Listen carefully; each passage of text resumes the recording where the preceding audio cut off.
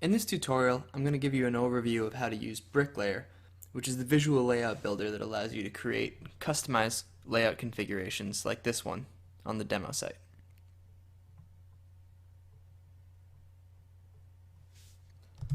So you can access BrickLayer by logging into your WordPress admin panel, and then going to Agility, BrickLayer. You'll be welcomed with this message that gives you an overview of the user interface. You can click Get Started to close it. If you ever want to reference that again, you can just click this question mark.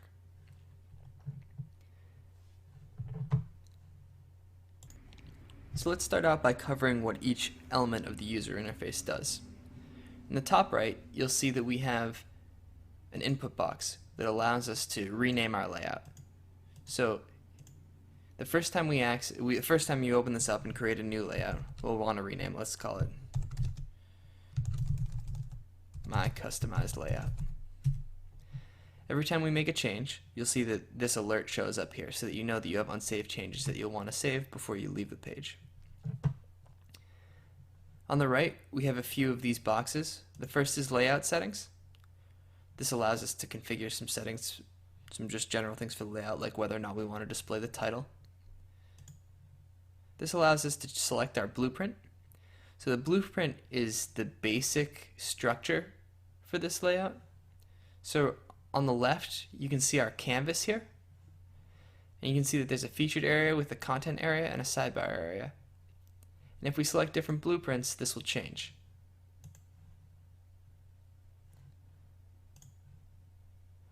And below that, we have our bricks.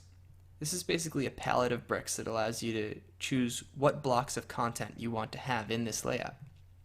So we can drag bricks directly over to the canvas to start building our layout. So maybe we want to have a slider in the featured area, and we want to have our page content in the content area, and we want to have a sidebar in the sidebar area. Now once you drop your bricks into the content area, you'll be able to configure them. So we can give our slider a title. Now this title is just for your own reference. The title within here will be displayed above the slider itself, and that's optional. So we can select which slider we want and whether or not we want to crop the slides.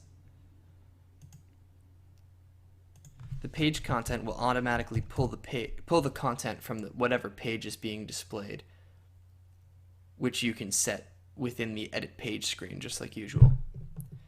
And then the sidebar allows us to select which sidebar. The sidebar brick allows us to select which sidebar we want to display. So we're going to do the default sidebar. But if you created more custom sidebars, they would show up here.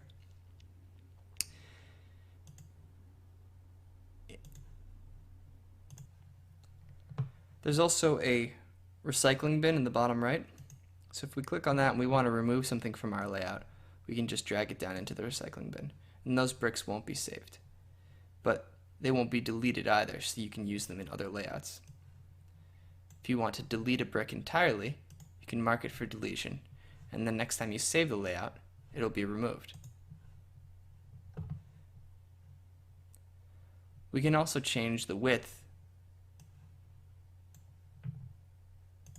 that a brick takes up. And we can create a new row. Or we can bookmark that brick to be used in other layouts.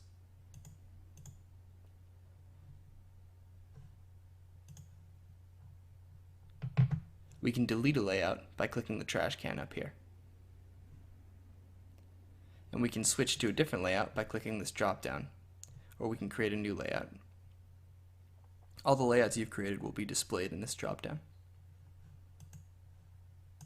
So that's it for the overview, and we'll cover actually creating a real layout in the next tutorial.